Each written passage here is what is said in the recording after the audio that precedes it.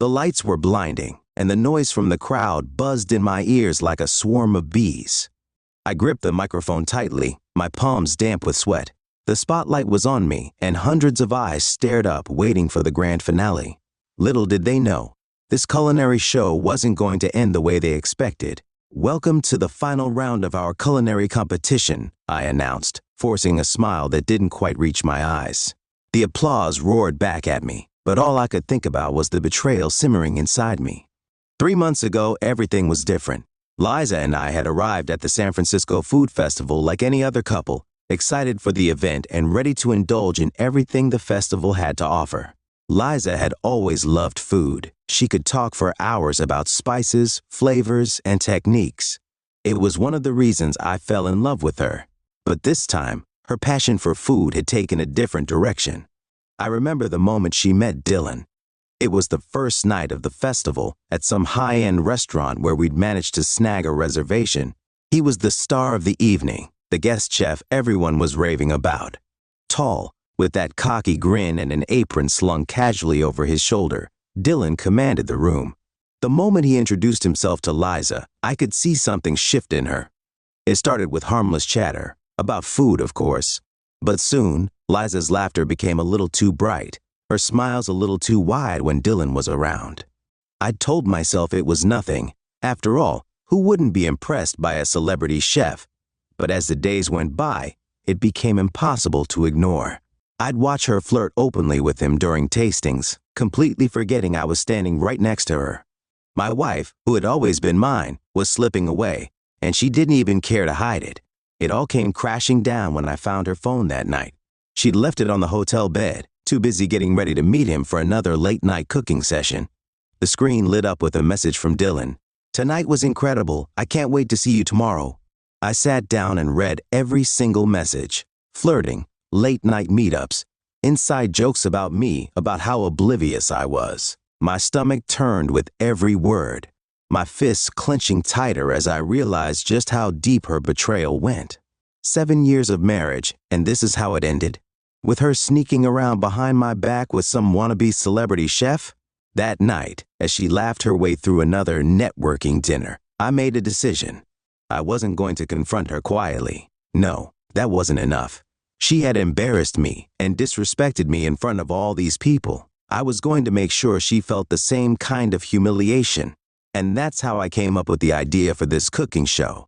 I pitched it to the festival organizers, who loved the concept. Liza, of course, had no idea what I had planned.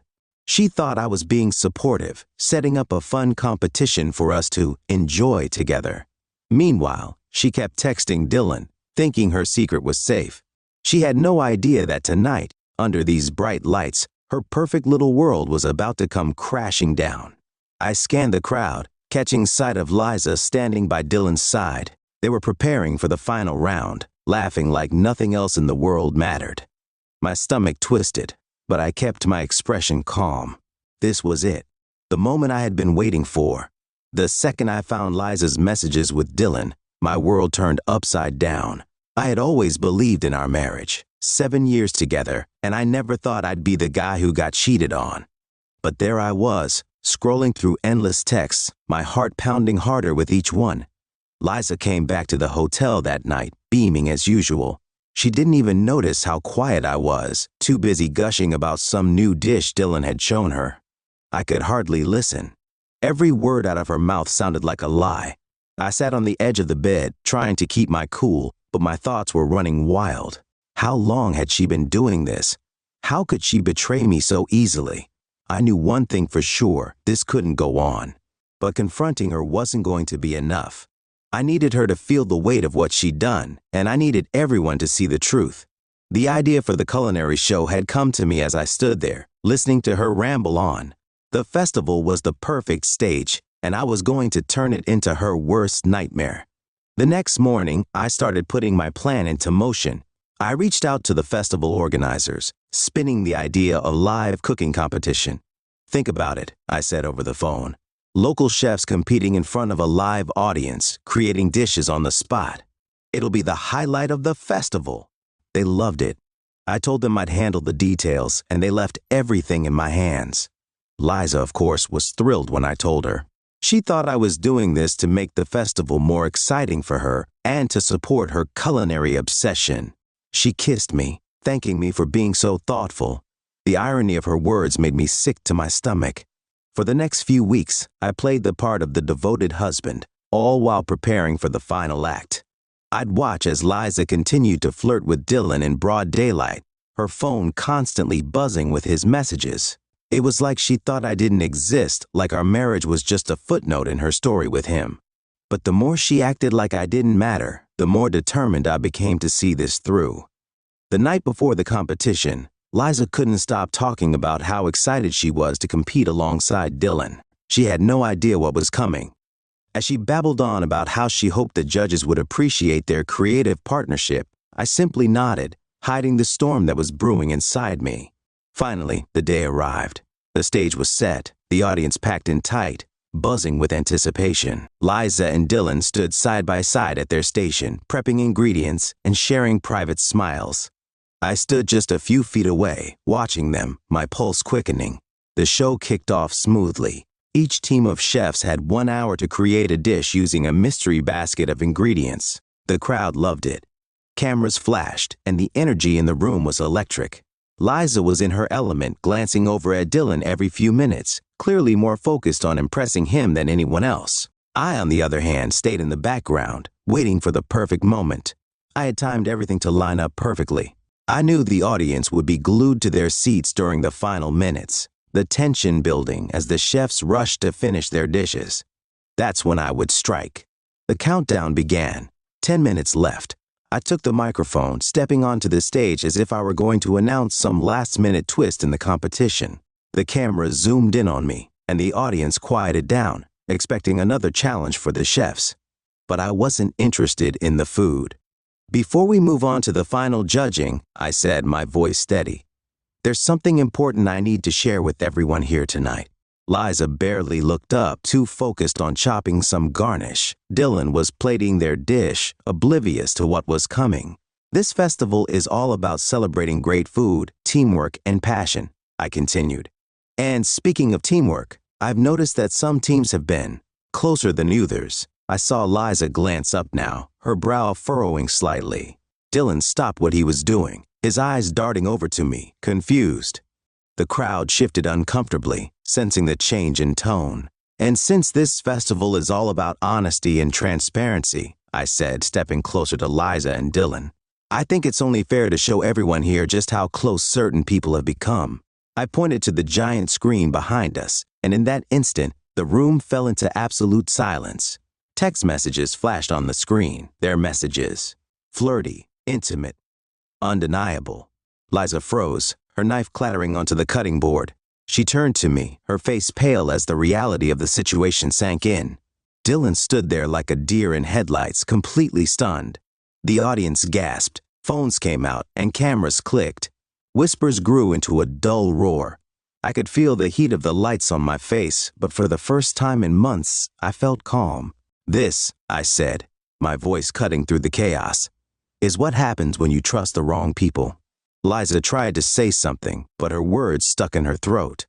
The perfect image she had built, her relationship with Dylan, her status at the festival, even our marriage, had crumbled right in front of everyone, and there was nothing she could do to stop it. I walked off the stage, leaving her standing there in the spotlight, the camera still rolling, the crowd still watching. This wasn't just about revenge. It was about taking back control of my life. The moment I stepped off that stage, a strange sense of calm washed over me. For months, I had been consumed by anger and betrayal, every thought revolving around Liza and Dylan. But now that everything was out in the open, it was like I could finally breathe again. Behind me, the crowd erupted into chaos. I could hear people murmuring, whispering, and a few gasps of shock. Some of them were laughing, others too stunned to react. Phones were held high, filming every second of Liza's downfall. But I didn't stop to look back. I didn't need to. I pushed through the side doors and into the quiet backstage area. My hands were shaking, but I wasn't sure if it was from adrenaline or relief. The heavy weight I'd carried for weeks was suddenly gone, replaced by something lighter. The anger wasn't completely gone. It wouldn't be, not for a long time. But for the first time, I felt like I was in control of my life again. I found a quiet corner near the exit, leaned against the wall, and took a deep breath. My phone buzzed in my pocket, but I ignored it. I didn't need to see the aftermath right now. Didn't need to hear people's reactions. I had done what I came here to do, and that was enough for now. The door to the backstage area swung open, and Liza appeared, stumbling in with wide eyes and a face drained of all color. Her breath came out in short, panicked gasps like she had just run a marathon. I watched her for a moment as she scanned the room, probably looking for me. When she saw me, she stopped, her expression a mix of confusion and desperation. "Nick," she whispered, her voice trembling. "What the hell was that?" I didn't respond right away. I just looked at her, letting her squirm under my gaze. All the bravado she'd had over the past few months, every flirty smile, every careless touch with Dylan, all of it was gone now. In its place was fear. "You think you can just embarrass me like that?" she hissed, taking a step closer. Her voice grew louder, more frantic. "In front of all those people? What were you thinking?" I finally pushed myself off the wall, straightening up. "I was thinking," I said calmly, "about what it felt like when I found your messages with Dylan. I was thinking about how you made a fool out of me, again and again, right under my nose. So yeah, Liza, I decided it was time you got a taste of your own medicine." Her face twisted, a mix of anger and shame flickering across her eyes. "You didn't have to do it like this," she muttered, her voice cracking. "We could have talked. We could have worked it out." I laughed, but there was no humor in it. "Talk? You've been lying to me for months. Every time I tried to talk, you were already checked out. You didn't care about working things out, Liza. You cared about Dylan. So don't stand here now pretending like this is something we could have fixed." She opened her mouth to say something, but then shut it again, looking down at the floor. Her shoulders slumped, and for a moment, she looked like a stranger to me. The confident, outgoing woman I had married was gone, replaced by someone I barely recognized, and I realized at that moment that I had already lost her a long time ago. "I'm sorry," she said quietly, her voice barely a whisper. The apology hung in the air between us, and for a second, I almost believed her. Almost. But then I thought about everything she had done, every lie, every secret, and the anger came rushing back. "No, you're not," I said, shaking my head. "You're sorry you got caught, that's all this is." Liza flinched, and for a second I saw her eyes well up with tears. She was trying to keep it together, but I could see the cracks forming. She was unraveling in front of me, and I felt nothing but cold detachment. Before she could respond, the door burst open again, and Dylan appeared. His face was flushed, and he looked more nervous than I'd ever seen him. He quickly glanced between Liza and me, clearly not sure what to do. "Liza, let's go," he muttered, reaching for her arm. "We need to get out of here." Liza hesitated for a moment, her eyes flicking back to me. I could tell she wanted to say something, to fix what was broken between us. But we were too far gone for that. There was nothing left to say. Without another word, she turned and followed Dylan out the door, leaving me standing alone in the quiet backstage room. I watched them go, feeling a strange sense of finality. It was over. All of it. I stood there for a long moment, listening to the fading footsteps and the distant chatter of the crowd. My phone buzzed again, and this time I pulled it out. There were dozens of missed calls and messages from friends, family, and people from the festival, all wanting to know what had just happened. I swiped through them, feeling detached from it all. The show was over. Liza and Dylan were gone, and the mess they left behind wasn't my problem anymore. I pocketed my phone and walked toward the exit, pushing open the doors to the cool evening air. The sounds of the festival were still going on in the distance, the lights and laughter carrying on as if nothing had happened. Life was moving forward, and I was ready to do the same. As I walked away from the chaos of the festival, one thing became clear to me: I was finally free. The next morning, I woke up to the sun streaming through the blinds, the warmth of it contrasting the cold emptiness in my chest. For a few seconds, I forgot where I was, forgot what had happened. But as soon as I sat up and looked around the hotel room, the memories of the night before came rushing back. Liza, Dylan, the public humiliation. I glanced at my phone on the nightstand. Notifications flooded the screen, texts, missed calls, social media alerts. I ignored them all. The only thing I wanted was quiet. I had done what I set out to do. Liza's betrayal was no longer a secret, and everyone knew the truth. But now that it was over, I didn't feel the satisfaction I thought I would. The weight of the betrayal was still there, heavy and suffocating. I got up, moving through the room mechanically. The hotel was eerily silent, as if the whole building was waiting for something. The festival was still in full swing outside, but it didn't matter anymore. For me, it was over. I wasn't a part of it anymore. I showered, dressed, and packed my things. I didn't want to stay in this room a second longer. It felt tainted, like every inch of it held the memory of what I had lost. When I finally left, I didn't look back. I just needed to leave, to put as much distance between me and this place as possible. As I drove out of the city, my mind kept replaying the scene from last night. The look on Liza's face when the messages flashed on the screen. The shock in Dylan's eyes. The gasps from the crowd. It was exactly what I had wanted. To expose her for what she had done. To make her feel the same humiliation I had been living with for weeks. But now that it was done, all I felt was a deep, hollow ache. I pulled off the highway at a small roadside diner, the kind of place where no one would ask any questions. As I sat down with a cup of coffee, I pulled out my phone again. The missed calls and texts from friends and family kept coming. A few old friends asked if what they'd seen online was true. Some were from people I barely knew, just wanting to gossip about the drama. One text, though, caught my eye. It was from Liza's sister, Megan. We hadn't spoken in months, not since the last time she'd come over for dinner, and I had started to notice Liza's strange behavior. "Nick, I'm so sorry," the message read. "I had no idea what was going on between you two. Please call me if you want to talk." I stared at the message for a long moment. Part of me wanted to reply, to explain everything to her. But what was the point? What could I even say? Megan had always been supportive of our relationship, always rooting for Liza and me to work out. She wouldn't understand how things had gotten so broken. I put the phone down and focused on my coffee, the bitterness of it grounding me in the moment. The ache in my chest hadn't gone away, but at least now it felt more manageable. I had been through the worst of it. There was nothing left to hide, nothing left to lose. An hour later, I was back on the road, heading home.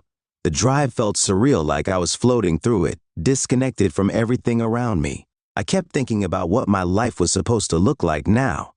For 7 years, it had been Liza and me.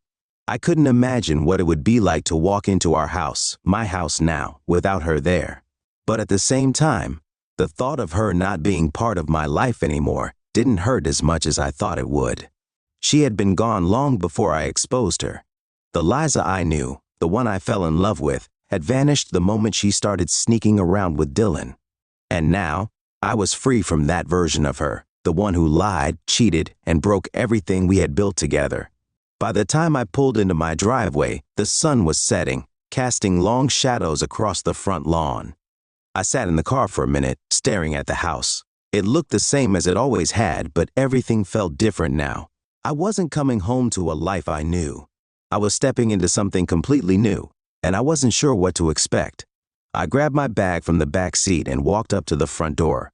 The house was quiet when I stepped inside, the kind of silence that felt both comforting and unsettling at the same time. For the first time in months, there were no sounds of Liza cooking in the kitchen, no soft music playing in the background, and no smell of her perfume lingering in the air. I dropped my bag by the door and stood there for a moment, letting the stillness sink in. It was just me now. I had no idea what was supposed to come next, but for the first time, I realized I didn't have to figure it all out at once. I could start over, build something new, something real. That night, I went to bed in my room, and for the first time in a long time, I slept deeply. No dreams, no memories of Liza or Dylan, just quiet, peaceful sleep. When I woke up the next morning, I felt different, lighter in a way, like the world wasn't sitting on my shoulders anymore. I didn't know what the future held, but I knew one thing for sure: I was done living in the shadow of Liza's betrayal. It was time to move forward, to rebuild. And this time, I was going to do it on my own terms. The days after the festival felt like walking through the wreckage of a storm. There was debris everywhere, texts, calls, emails from friends, family, even people I hadn't spoken to in years. The news of what I had done spread fast. Some people were shocked. Others thought I was a hero for exposing Liza in such a public way. It was strange being at the center of attention for something so personal, something that felt like it should have been a private wound, but I had made sure it wasn't. For the first few days, I ignored everyone. The calls, the messages, it was all too much. I wasn't ready to talk to anyone about it, not yet. Instead, I focused on getting back to a routine. I went back to work and threw myself into projects I'd been neglecting. I reorganized the house and got rid of anything that reminded me of her. The more I stripped away her presence, the more I felt like I could breathe again. I kept waiting for Liza to show up, to try to explain or maybe even apologize. But she didn't. It was like she had vanished from my life overnight. I didn't know where she was or what she was doing. A part of me was curious, but a bigger part of me was relieved. I didn't want to see her, not yet. One day, about a week after everything had blown up, I decided to go for a walk through the neighborhood. It was something I used to do a lot before things between Liza and me started to fall apart. The air was crisp and the quiet streets gave me time to think. As I walked, I thought about how I had gotten here, how everything had spiraled so fast from the moment I saw those messages on her phone. I had no regrets about what I did. Exposing her at the festival felt right in the moment, and it still did. But now that the dust had settled, I couldn't help but wonder what was next for me. Liza was gone, and the life we had built was shattered. I had spent so much time planning my revenge, but I hadn't given any thought to what came after. As I turned the corner toward the park, my phone buzzed in my pocket. I glanced down at the screen. It was a message from Megan, Liza's sister. She'd been texting me every few days, checking in, offering support, trying to make sense of everything. I hadn't responded to her yet, but something about this message made me stop. "Hey Nick, I know you probably don't want to talk, but I wanted to check in. Can we grab coffee sometime? I think it'd be good to talk about what happened. No pressure, just let me know." I stared at the message for a long time, unsure of how to respond. Megan had always been the one in Liza's family who genuinely cared about our relationship. She wasn't just Liza's sister to me. She had become a friend over the years, someone who supported us both. But after what had happened, I wasn't sure I could face her. Still, something told me I should respond. Maybe it was the fact that I hadn't talked to anyone about how I felt since the festival. Or maybe it was because Megan wasn't just looking for gossip, she actually wanted to help. After a few moments, I typed out a quick reply. "Sure, let's meet tomorrow." The next day, I walked into the small cafe where I had agreed to meet Megan. It was one of those cozy, tucked-away places with exposed brick walls and vintage furniture. The kind of place Liza and I used to frequent when we were still happy, back when everything felt easy. Megan was already there, sitting by the window with a cup of coffee in front of her. She smiled when she saw me, but there was an uneasiness in her expression, like she wasn't sure how to approach the conversation. I could tell this was just as hard for her as it was for me. "Hey," she said softly as I sat down across from her. "Hey," I replied, feeling the tension in my shoulders as I settled into the seat. For a moment, neither of us spoke. The sounds of the cafe filled the silence, people chatting, the hiss of the espresso machine, the clinking of cups. "How are you doing?" she asked after a long pause, her voice careful, like she wasn't sure what state of mind I was in. I shrugged. "I don't really know, to be honest. Better, I guess, but still trying to figure things out." She nodded, her eyes filled with sympathy. "I've been wanting to reach out for a while, but I didn't know if you'd want to talk to me after everything that happened."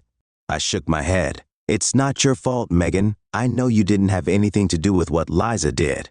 Her face tightened at the mention of Liza's name. "I had no idea she was capable of something like this, Nick. I knew things were tough between you two, but I never thought she'd do something like this. Neither did I, but it didn't matter anymore.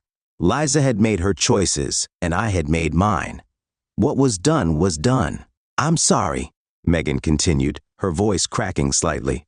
"I'm sorry for what she did to you. You didn't deserve it. You've always been good to her, and I know how much you loved her." Hearing those words stirred something inside me. I had loved Liza once, deeply, but now that love felt like a distant memory, something that belonged to another time, another version of me. "Thanks," I said quietly. "I guess we both lost something in all of this." Megan looked down at her coffee, nodding. "Yeah, we did." I've been trying to make sense of it, but there's no real explanation, is there? I've talked to her since the festival, you know. My heart skipped a beat at the mention of Liza, but I forced myself to stay calm. How is she? She's not in a good place, Megan admitted, her voice low. She's staying with a friend, trying to figure out what to do next. She feels awful, Nick. She knows she messed up, and I think she's starting to realize just how much she lost. I didn't say anything for a moment. Part of me wanted to feel sorry for Liza, to imagine her sitting alone somewhere, regretting everything she had done. But the other part of me, the part that had been hurt, lied to, and betrayed, didn't care anymore. It wasn't my responsibility to fix her life. Not anymore. Do you think you'll ever forgive her? Megan asked softly. I took a deep breath, staring down at my cup of coffee. Forgiveness. The word felt heavy, like a burden I wasn't sure I was ready to carry. I didn't know if I could forgive her, not yet. Maybe not ever. I don't know, I admitted. Maybe one day. But right now, I just need to move on. Megan nodded, understanding in her eyes. I get it, and for what it's worth, I think you're doing the right thing. You deserve better than what she gave you. I smiled faintly. Thanks, Megan. We sat in silence for a while, sipping our coffee, the weight of everything that had happened hanging in the air between us. But for the first time in weeks, I didn't feel overwhelmed by it. Talking to Megan had helped more than I expected. It didn't fix anything, but it gave me a sense of clarity, a sense of closure. When we finally stood up to leave, Megan gave me a hug, and for the first time, I felt like I could truly let go of everything that had happened. Liza was part of my past now. I didn't know what the future held, but I knew one thing: I wasn't going to let her betrayal define me anymore. As I walked out of the cafe, the sun shining bright above, I felt lighter, like I was finally starting to piece my life back together. One step at a time, I was moving forward. A couple of weeks had passed since my meeting with Megan, and life was finally starting to settle into some kind of rhythm. The sting of Liza's betrayal wasn't as sharp anymore. It was still there, a dull ache in the background, but I wasn't thinking about it constantly. The days felt manageable, even normal. I had thrown myself into work, and it helped. Keeping busy kept my mind off the past. I'd even started working out again, something I hadn't done in months. It felt good, like I was reclaiming pieces of myself that had been lost during the mess with Liza. One Saturday morning, as I sipped my coffee on the back porch, my phone buzzed with a notification. It was a reminder for a cooking class I had signed up for weeks ago, back when Liza and I had been planning to take it together. It was something we'd talked about for months, wanting to do something fun and creative outside of our usual routine. But now, it felt like a cruel joke. The class was today. I stared at the screen, debating whether I should just ignore it. The idea of going to the class alone didn't exactly excite me. I could easily cancel, stay home, and avoid the awkwardness of facing people who might ask questions about why I was there alone. But then again, maybe going would be a good thing. A chance to break free from the past, to do something for myself. Before I could talk myself out of it, I grabbed my keys and headed out the door. When I arrived at the cooking class, I was immediately greeted by the familiar sounds of clattering utensils and the hum of conversation. The kitchen was bright and airy, with rows of workstations set up for pairs of students. I noticed a few couples, all smiles and laughter, clearly excited to be there together. It stung a little, but I pushed the feeling aside. This was about me now, not Liza. I was assigned to a station by myself, and I could feel the instructor giving me a sympathetic glance. She probably thought I was just another guy who got stood up. I smiled politely, hoping to avoid any questions, and set to work chopping vegetables for the recipe we were making that day. Halfway through the class, I noticed someone approaching my station. It was a woman about my age, with bright red hair tied up in a messy bun and a warm smile on her face. She had been working alone at the station next to mine, and apparently she had noticed me too. "Hey," she said, offering a friendly wave. "Do you mind if I join you? Cooking alone isn't nearly as fun." I hesitated for a moment, unsure of how to respond. It had been a long time since I'd had a casual conversation with anyone who wasn't tied to the mess with Liza. But there was something about her easy demeanor that made me relax. "Sure," I said, stepping aside to give her some space. I could use the company. She introduced herself as Jess, and we quickly fell into an easy rhythm, working together to finish the dish. As we chopped, stirred, and tasted, the conversation flowed naturally. It was simple, lighthearted talk about the class, about the dish we were making, about random things like movies and books. There were no heavy topics, no awkward questions about my life or why I was alone. It was a relief. By the end of the class, we had managed to create a pretty decent meal together, a far cry from the disaster I was expecting when I first walked in. Jess and I sat down to eat, and for the first time in what felt like forever, I was genuinely enjoying myself. No drama, no stress, just a good meal and good company. As we finished up, Jess looked over at me with a playful smile. "You're not too bad in the kitchen, you know." I laughed, shaking my head.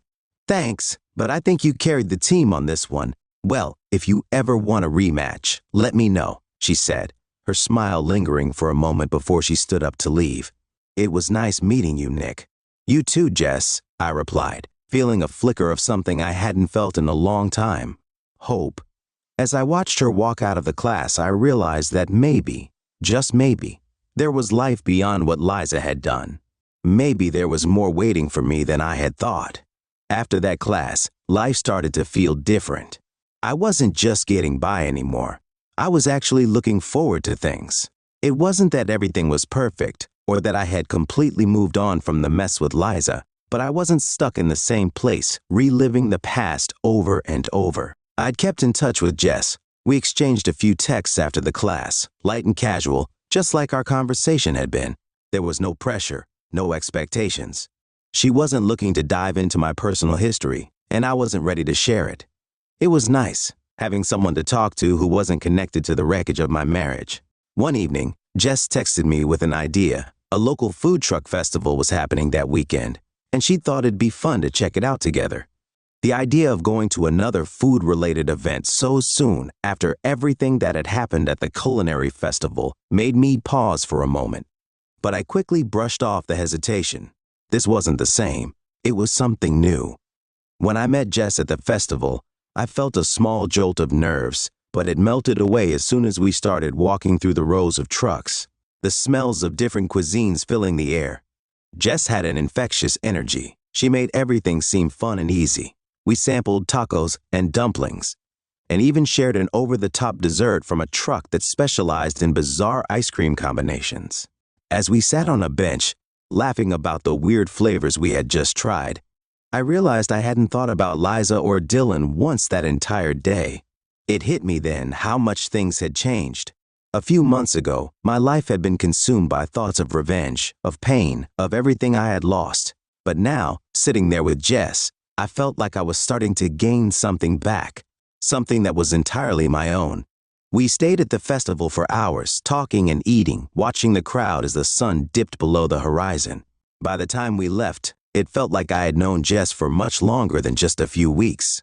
There was an easy connection between us, something that didn't require effort or explanation. As we said goodbye that night, Jess gave me a quick hug. "This was fun," she said, her eyes sparkling under the streetlights. "We should do it again sometime." "Definitely," I replied, feeling lighter than I had in months. As I drove home, I thought about how much had changed in such a short time.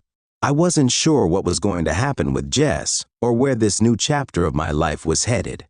But for the first time in a long time, I wasn't afraid of the future. I wasn't holding on to the past anymore. I was finally ready to move forward, and I had a feeling this was just the beginning. Life had fallen into a new routine, and for the first time in months, I felt like I was truly moving forward. Jess and I had started seeing more of each other, not in a rushed, intense way, but in a comfortable, easygoing rhythm. We'd grab coffee, go to local events, and share moments that felt simple yet meaningful. It was refreshing, something I hadn't realized I needed. But just as things were starting to feel settled, a part of my past resurfaced in the most unexpected way. One evening, as I sat on the couch half watching a mindless TV show, my phone buzzed. Without thinking, I reached for it, assuming it was Jess or maybe even a friend checking in. Instead, the name on the screen froze me in place. Liza. I stared at the screen for a moment, unsure of what to do. I hadn't heard from her in months, not since everything had blown up at the festival. I hadn't expected to either. In my mind, she had become part of a chapter I was done with. But now, here she was, trying to reach out. After a moment of hesitation, I opened the message. Nick, I know I'm the last person you want to hear from, but I need to talk to you. Please. That was it. No apology, no explanation, just a vague request to talk. My first instinct was to ignore it. What could she possibly say that I wanted to hear? But curiosity gnawed at me. What could she want after all this time? Why now? Against my better judgment, I responded with a short reply. What do you want, Liza? The response came quickly. Can we meet? Just one conversation. I need to explain things. Explain? There was nothing to explain. She had made her choices, and I had exposed them for what they were. Still, something inside me wouldn't let it go. Maybe I wanted closure. Maybe I wanted to hear her admit how wrong she was. Or maybe, deep down, I just wanted to see for myself that I had truly moved on. I agreed to meet her the next day at a small cafe downtown, the same one where I had met Megan weeks before. The irony wasn't lost on me. The next afternoon, I walked into the cafe, my stomach knotted with tension. Liza was already there, sitting at a table near the window, looking out at the street. She seemed different. Her once perfectly styled hair was now loosely tied back, and there was a tiredness in her eyes that hadn't been there before. As I approached, she looked up, and for a moment, I saw a flicker of something I hadn't seen in a long time, regret. Hey, she said softly as I sat down. Hey, I replied, keeping my tone neutral. I didn't want to give her anything, no sympathy, no warmth. This wasn't a reunion. It was a conversation I never wanted to have. Liza fidgeted with her coffee cup, clearly nervous. She opened her mouth to speak, then closed it, like she couldn't quite find the words. I don't know where to start, she finally said. Start with why you're here, I said flatly. What do you want, Liza? She flinched at the coldness in my voice, but I didn't care. I wasn't here to make her feel better. I owe you an apology, she began, her voice wavering. I know I hurt you. More than hurt you, I destroyed everything we had, and I know nothing I say can change that. I said nothing, waiting for her to continue. I've had a lot of time to think, Nick, about what I did, about why I did it. I was selfish, and I got caught up in something that was never real. I don't expect you to forgive me, but I needed to say it. I'm sorry. There it was, the apology I had once longed for. But now that it was in front of me, it felt empty, hollow. There was no satisfaction, no sense of closure, just a lingering bitterness. Why now? I asked, my voice edged with frustration. Why didn't you say any of this months ago? Why wait until after everything blew up? Liza sighed, looking down at the table. Because I wasn't ready to face it. I wasn't ready to face you. I was ashamed, and I didn't know how to deal with it. But after the festival, after what you did, I realized I had no choice but to confront it. I leaned back in my chair, the tension still simmering beneath the surface. So, you're here because I forced you to deal with the consequences? She looked up, her eyes meeting mine with a raw vulnerability I hadn't expected. Maybe. But I'm also here because I miss you, Nick. I miss us. I blinked, caught off guard by the admission. Miss us? What was there to miss? The lies, the betrayal, the way she had thrown everything away for a cheap fling? I couldn't believe what I was hearing. There is no us anymore, Liza, I said, my voice cold. You destroyed that the moment you chose him over me, and no apology is going to change that. For the first time, I saw tears well up in her eyes. She blinked them away quickly, but the damage was done. I know, she whispered. I had to try. I'm sorry, Nick. I really am.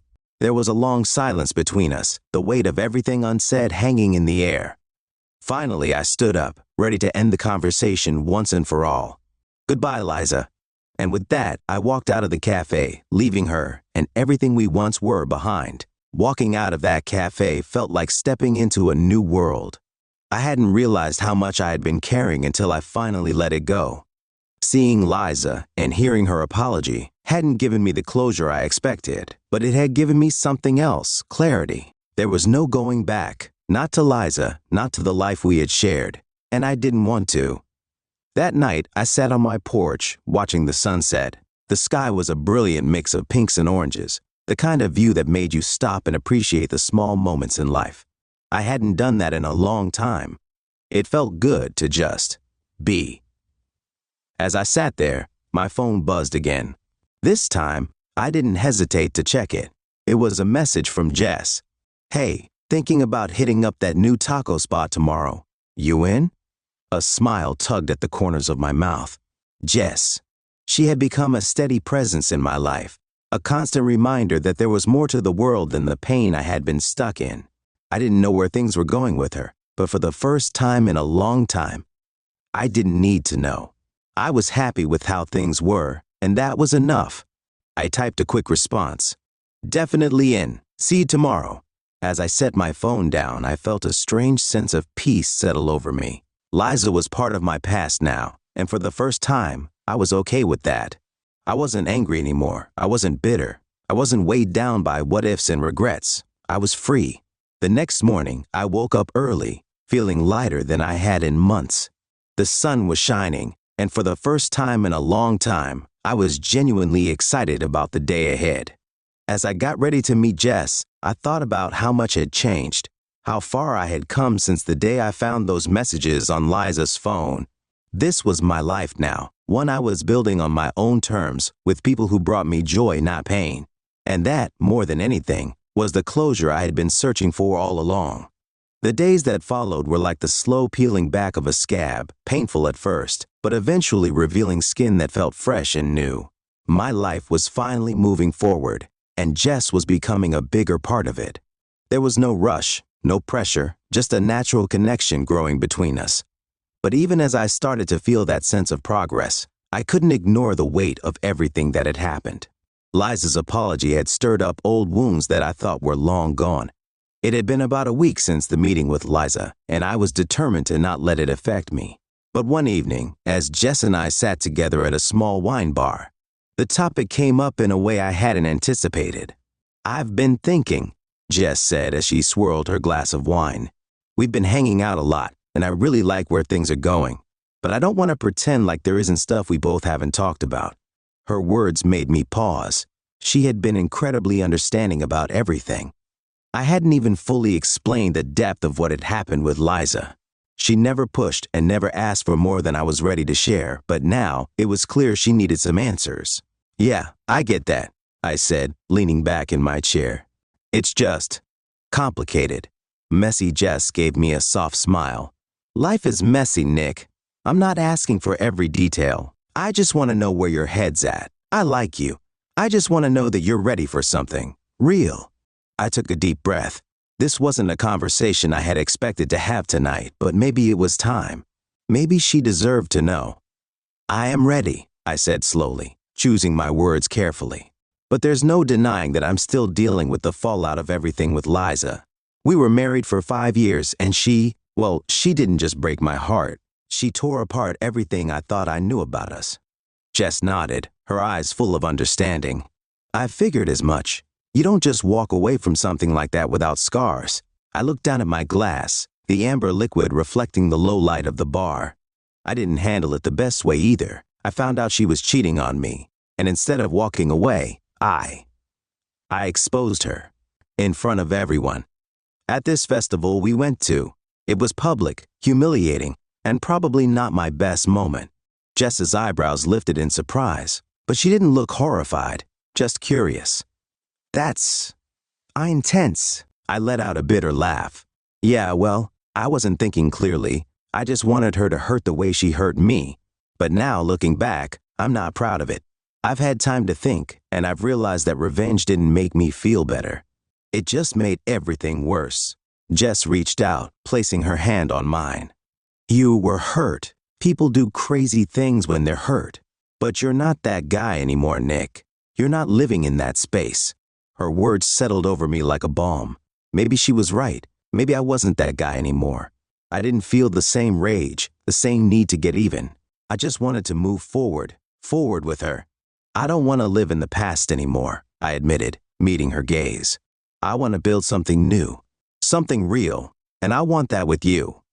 Jess's face softened, and for the first time in a long time, I felt like I was saying the right thing.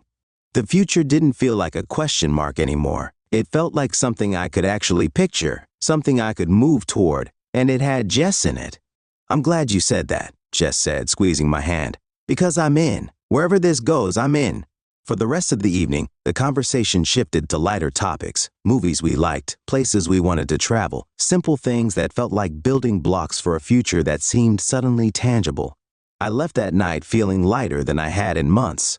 But as I drove home, a thought lingered at the back of my mind. Just because I was ready for something new didn't mean I had fully escaped the past. And I had a feeling it wasn't done with me yet. The next few weeks were a blur of work, time spent with Jess, and the occasional moment of reflection. My life felt like it was finally finding balance again, but, as always, life has a way of throwing curveballs when you least expect them. It started with a phone call. It was a Tuesday afternoon, and I had just finished a meeting at work when my phone buzzed with an unknown number. Normally, I would ignore it, but something made me pick up. Hello? Nick, it's Megan. I hadn't spoken to Megan in a while, not since she helped me through the mess with Liza. Her voice on the other end of the line was unexpected, and immediately, I knew something was wrong. Megan, hey, what's going on? There was a pause on the other end, the kind of pause that makes your stomach drop. I don't want to worry you, she said cautiously. But I thought you should know. Liza's been talking to people. She's saying things about you, not good things.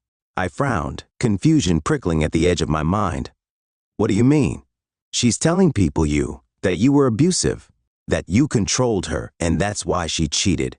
She's twisting the story, Nick, making herself look like the victim. The words hit me like a punch to the gut. Abusive, controlling, none of that was true, but the very idea of Liza spreading those kinds of lies sent a wave of anger crashing over me. That's insane, I said, my voice tight with disbelief. I would never, Megan, you know that's not true. I know, Nick.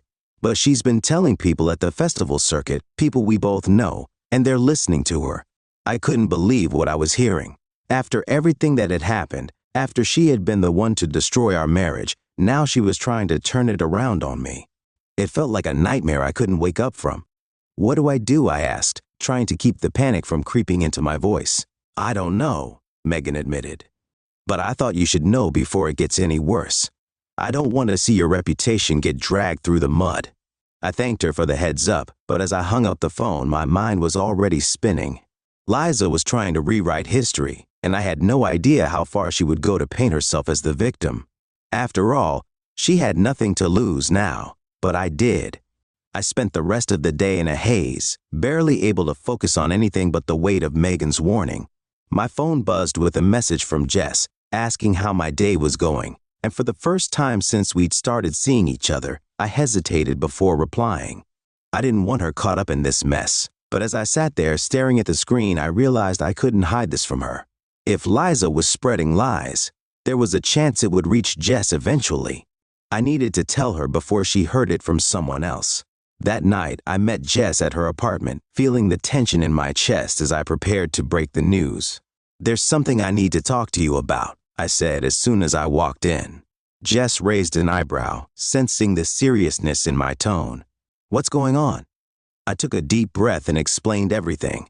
Megan's phone call, the lies Liza was spreading, the fear that it could impact not just me, but us. To my surprise, Jess listened without interrupting. Her expression calm but thoughtful. When I finished, she didn't seem shocked or upset, just understanding. I'm not surprised Liza's pulling something like this, Jess said after a moment. People like her, they don't just go away quietly. But Nick, I know who you are. I know the kind of person you are. None of this changes how I feel about you. Relief flooded through me at her words, but there was still a nagging sense of dread in the back of my mind. Liza wasn't going to stop until she got what she wanted, and I had a feeling this was only the beginning. Jess reached out, taking my hand in hers. We'll get through this, okay? Whatever comes, we'll deal with it together. And as I sat there with her, feeling the warmth of her hand in mine, I realized that no matter what Liza tried to do, I wasn't alone in this. I had Jess. And for the first time, I truly believed that we could face whatever was coming, together.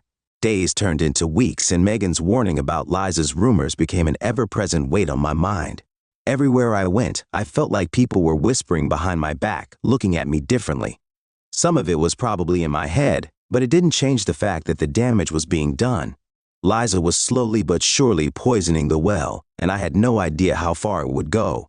At work, I could sense a shift. Colleagues who used to greet me warmly now gave me nods and polite smiles, but there was a certain hesitation in their eyes. They had heard something. I knew it. I tried to shake it off, to act like nothing had changed, but inside, I could feel the panic creeping in. The worst part was the silence.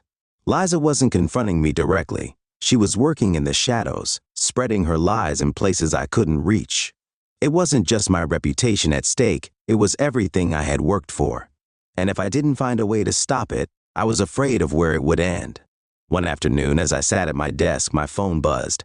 It was Jess. "Hey, we need to talk tonight. Can you come over after work?" Something about the message made my stomach tighten. We hadn't had a serious conversation about Liza's rumors since the night I told her. Jess had been supportive, standing by me through everything, but I knew the pressure was mounting.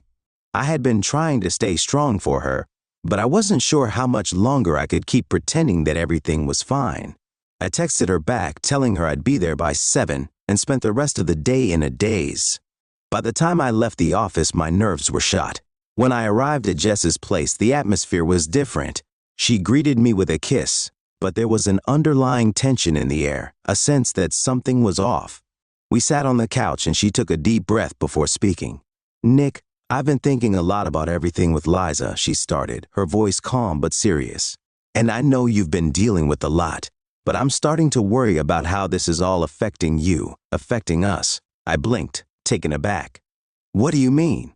Jess hesitated, clearly choosing her words carefully. "I know you didn't do any of the things Liza's saying. I trust you.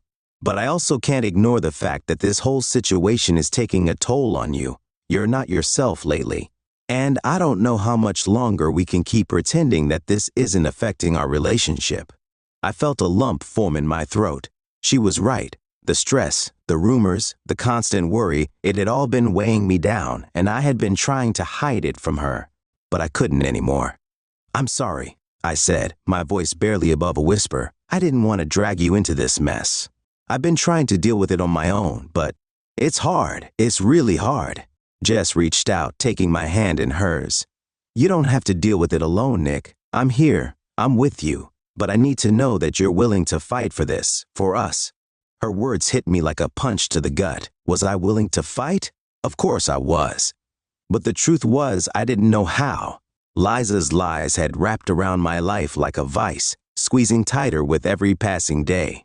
And no matter how much I wanted to believe that Jess and I could get through this, I couldn't shake the feeling that I was dragging her down with me. "I don't want to lose you," I said, my voice cracking with emotion.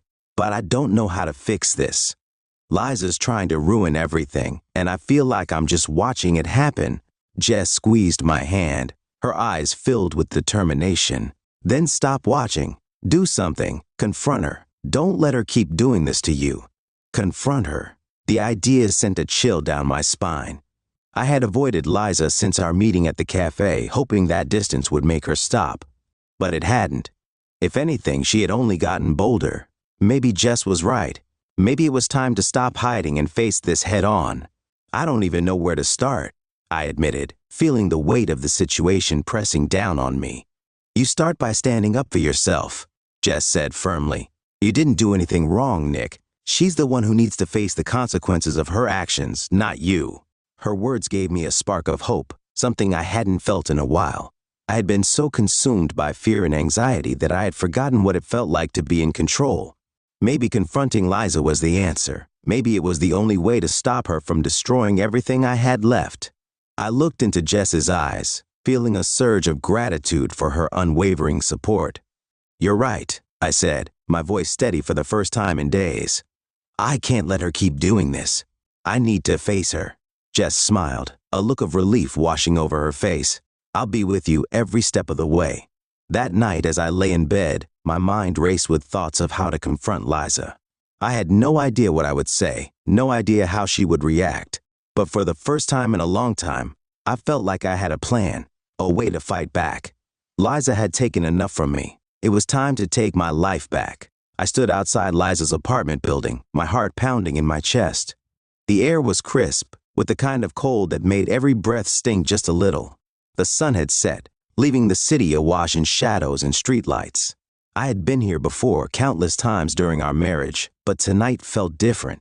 Tonight, I wasn't her husband. I was the man she had betrayed, and I was done letting her twist the narrative. It had taken me days to work up the courage to do this. After my conversation with Jess, I had spent hours rehearsing what I would say, imagining every possible response Liza might throw at me. None of it made me feel ready, but the weight of doing nothing had become unbearable. I couldn't let her keep spreading lies. I couldn't let her win. I took a deep breath and walked up the steps, my footsteps echoing in the cold night air. When I reached the door, I hesitated for a moment before knocking, my knuckles rapped against the wood, sharp and deliberate. Moments later, the door creaked open, and there she was. Liza stood in the doorway, dressed casually in a sweater and jeans, her hair pulled back into a loose bun. She looked different, but then again, maybe it was just me seeing her differently. "Nick," she said, her voice filled with surprise, "what are you doing here?" I forced myself to stay calm to keep my emotions in check. This wasn't about revenge or anger. This was about setting the record straight. "We need to talk," I said firmly, my eyes locking onto hers. Liza blinked, clearly caught off guard by my presence. For a moment, I thought she might slam the door in my face, but then she stepped aside, gesturing for me to come in. I walked into the apartment, the familiar scent of her perfume lingering in the air. Everything looked the same, but it felt foreign, like I was walking through someone else's life. She closed the door behind me and crossed her arms. "What is this about, Nick? It's late." I didn't waste any time. "I know what you've been doing. The lies you've been spreading about me." Her face remained neutral, but I could see the flicker of something behind her eyes. Fear? Guilt? I wasn't sure. "Lies," she said, her voice steady but with an edge of defensiveness. "I don't know what you're talking about." I clenched my fists, trying to keep my frustration in check. "Don't play dumb, Liza. You've been telling people I was abusive, that I controlled you. You're making me out to be the reason you cheated, and it's spreading. People are starting to believe you." Her eyes narrowed slightly, but she didn't say anything. The silence hung in the air between us, thick and heavy. "I didn't come here to argue," I continued. "I came here to tell you to stop. You know none of what you're saying is true. You cheated on me, Liza. You betrayed me, and I exposed you for it. That's on you, not me." For a moment, I thought she might deny it again, but instead, she let out a small, humorless laugh. "Oh, Nick," she said, shaking her head. "You think it's that simple? Do you think people want the truth? They want a story they can believe, and the truth is messy, complicated." I stared at her, trying to make sense of what she was saying. "What are you talking about?" Liza sighed and sat down on the edge of the couch, her arms still crossed. "You were always the golden boy, Nick. The one everyone liked, the one everyone trusted. And I was the one who messed up. I know that. But people don't want to hear about how I screwed up. They want to know why. They want a reason. So I gave them one." Her words hit me like a slap to the face. You made me the reason. You made me the villain to make yourself feel better." She looked up at me, her expression almost pitying. "I didn't do it to hurt you. I needed to survive this. You don't understand what it's like to be the one who's wrong. To have everyone look at you like you're the bad guy. I couldn't handle it. So I told them what they wanted to hear. I couldn't believe what I was hearing. This wasn't some mistake or misunderstanding. She had deliberately twisted the truth to save herself, to protect her own image. And she didn't even seem to care about the damage she was causing me. "You destroyed us," I said, my voice low but filled with anger. "You were the one who cheated. And now you're trying to destroy what's left of my life too?" Liza's face hardened, and for the first time I saw a flicker of something cold in her eyes. "You humiliated me, Nick. In front of everyone. You made me look like a fool at that festival, and you didn't care. Do you think you're the only one who got hurt? I lost everything too." I shook my head, unable to believe what I was hearing. "You lost everything because of your choices, Liza, not mine." She stood up, her posture tense. "You don't get it, do you? This isn't about blame. This is about survival. You have your new life, your new girlfriend, and you're moving on. But I'm stuck here, alone, dealing with the fallout." For a moment, the room fell silent. I stared at her, realizing just how deeply broken everything had become between us. This wasn't the woman I had married. This was someone I didn't even recognize anymore. "I don't care what you tell yourself to sleep at night. I said quietly. "But you need to stop lying about me. I won't let you drag my name through the mud just because you can't face what you did." Liza's eyes flashed with anger, but she didn't respond. Instead, she turned away, her back to me, as if the conversation was over. I stood there for a moment, waiting for her to say something, anything, that would make me believe this could end peacefully. But the silence stretched on, and I knew I wasn't going to get the closure I had hoped for. Without another word, I turned and walked out of the apartment, the door clicking shut behind me. As I stepped out into the cold night air, I felt a strange mixture of relief and emptiness. I had confronted Liza, but nothing had changed. She wasn't going to stop. She had made up her mind, and I couldn't control what she did anymore. But as I walked down the street, my breath fogging up in the cold, I realized something important. I could control how I responded. Liza might keep spreading her lies, but I didn't have to live in the shadow of her mistakes anymore. I had Jess. I had a future that didn't revolve around Liza's betrayal. And for the first time, I truly felt like I could let go. Liza might try to rewrite the past, but I wasn't going to let her define my future. A few weeks after the confrontation with Liza, life felt different. Lighter, almost. I had done what I needed to do, faced her, confronted her lies, and walked away. The rumors hadn't fully disappeared, but I stopped hearing the whispers. People at work no longer gave me the same looks. It was as if the story had burned itself out, leaving behind only embers that no longer threatened to catch fire. Jess had been a rock through it all, helping me focus on what really mattered, our future. Our life together felt more real than ever now that I had let go of the anger and bitterness that had weighed me down for so long. There was no turning back, no lingering thoughts of what if when it came to Liza. She was the past, and Jess was my future. But then came the invitation. It was a simple email, one I almost ignored until I saw the subject line, Gourmet Showdown Special Edition. At first, I thought it was just another food festival announcement, but as I skimmed through the details, my pulse quickened. The organizers of the very same food festival, where I had discovered Liza's affair, were putting on a special edition of the show, highlighting key chefs and showcasing some of their best patrons. And right at the bottom of the email, listed as one of the highlighted participants, was Liza. I stared at the screen for a long moment, the memory of that day rushing back. Her flirtation with Darren, my stomach knotting in realization, and the quiet betrayal that followed. Now she was being featured at this prestigious event. The audacity of it all made my blood boil. But then an idea formed, one that I hadn't considered before. I clicked on the link to learn more, my fingers moving almost instinctively. The event was not just a showcase for chefs, but also an interactive experience. The show would involve audience members helping the chefs, competing alongside them. It was a public spectacle, and as I continued to read, a plan took shape in my mind. This time, I wasn't going to let Liza walk away with her lies intact. If she wanted to play in the public eye, then that's where her true story would come out. On the day of the event, Jess and I arrived early. The venue was buzzing with excitement, with crowds pouring in to watch the culinary performances. I had kept the details of my plan vague with Jess, but she knew enough to trust me. When we entered the large industrial space turned gourmet arena, I could see Darren already setting up at one of the chef stations, his back turned to the audience as he prepared his ingredients. Liza stood beside him, looking completely in her element, smiling at the spectators who wandered by. I hadn't seen her since the night of our confrontation, but she looked confident, too confident for someone who had caused so much destruction.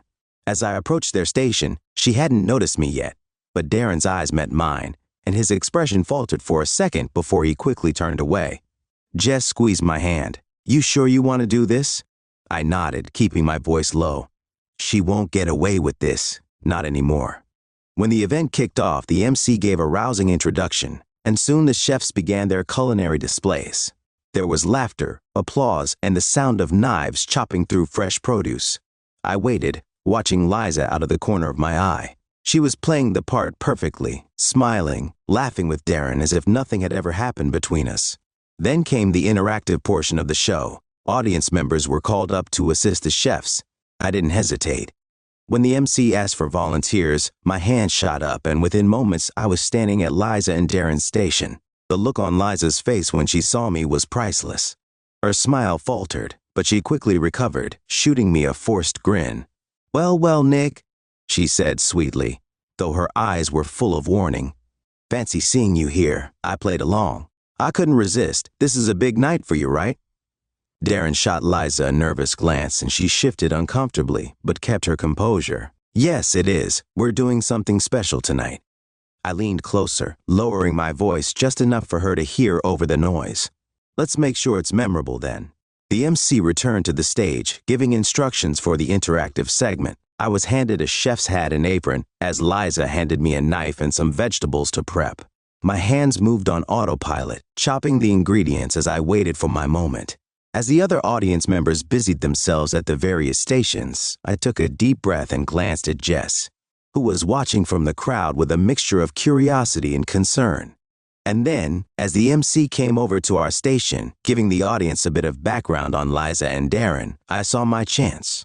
"You know," I said, raising my voice so everyone around could hear, "this isn't the first time Liza's made a show of herself at a food event." Liza's eyes shot daggers at me, but I didn't stop.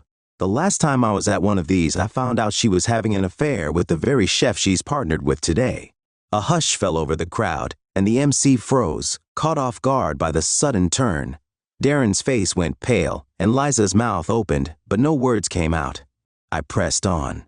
"And while she's been spreading lies about me ever since, trying to make it look like I was the bad guy, I think it's time everyone knew the truth.